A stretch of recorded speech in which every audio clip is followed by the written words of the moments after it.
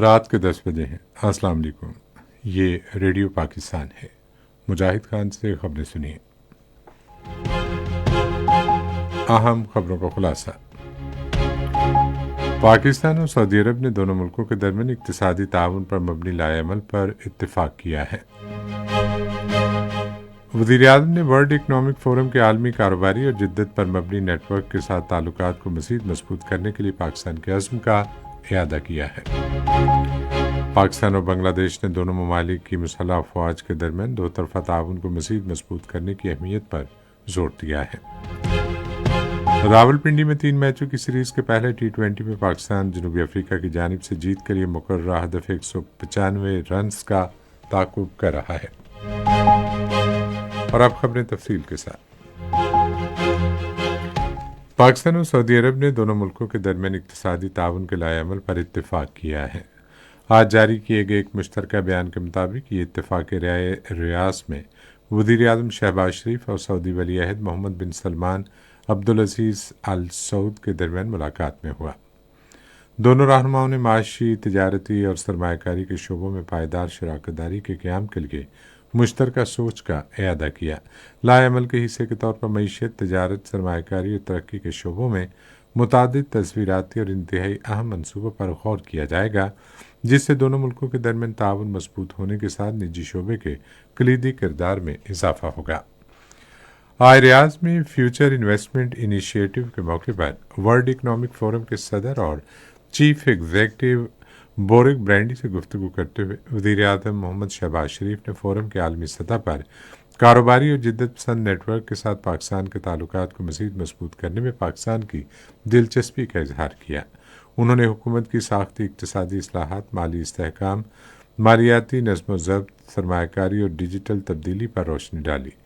شہباز شریف نے کہا کہ پاکستان جنوبی ایشیا، وسطی ایشیا اور مشرق وسطیٰ کے مابین روابط کے لیے ایک اہم پل ہے۔ ادھر آج ریاض میں کیا انسانیت درست سمت میں گامزن ہے کہ عنوان سے اعلیٰ سطح کے گول میز مباحثے میں اظہار خیال وزیر اعظم شہباز شریف نے مصائب کا شکار انسانیت کی مدد کے لیے عالمی تعاون اور وسائل کی مساویانہ تقسیم کی ضرورت پر زور دیا ہے تاکہ منصفانہ معاشی نظام کو یقینی بنایا جا سکے۔ انہوں نے زراعت، موسمیاتی تبدیلی اور صنعت سمیت مختلف شعبوں میں تعاون کے فروغ کے ذریعے ٹیکنالوجی کے تبادلے اور دوسرے وسائل کی فراہمی کی ضرورت پر زور دیا تاکہ روزگار کے مواقع پیدا کیے جا سکیں۔ انہوں نے موسمیاتی تبدیلی جیسے عالمی مسائل کو اجاگر کرتے ہوئے کہا کہ پاکستان اس مسئلے سے بری طرح متاثر ہونے والے 10 ملکوں میں شامل ہے، جبکہ کاربن کے اخراج میں اس کا کردار 1% سے بھی کم ہے۔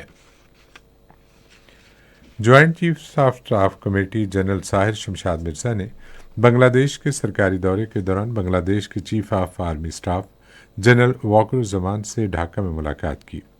ملاقات کے دوران فریقین نے دونوں ممالک کے درمیان بڑھتے ہوئے دفاعی تعاون کو سراہا اور عسکری قیادت کے مختلف سطحوں پر دوروں کو جاری رکھنے پر اتفاق کیا۔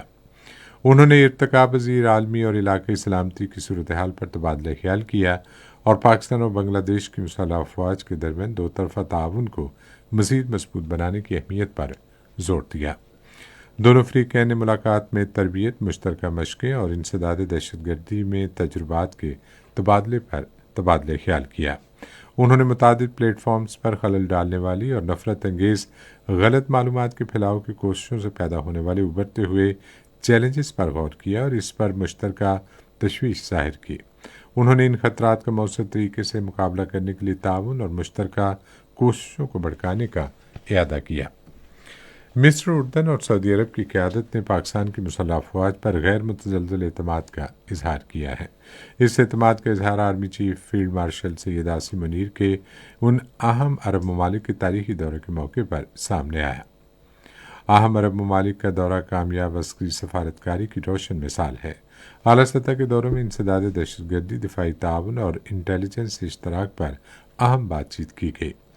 یہ دورے علاقائی امن کے فروغ، استحکام اور اجتماعی سیکیورٹی کے لیے پاکستان کے اہم کردار کے عکاس ہیں۔ فیلڈ مارشل سید عاصم منیر کی مؤثر عسکری سفارتکاری عالمی سطح پر پاکستان کا وقار بلند کرنے میں کردار ادا کر رہی ہے۔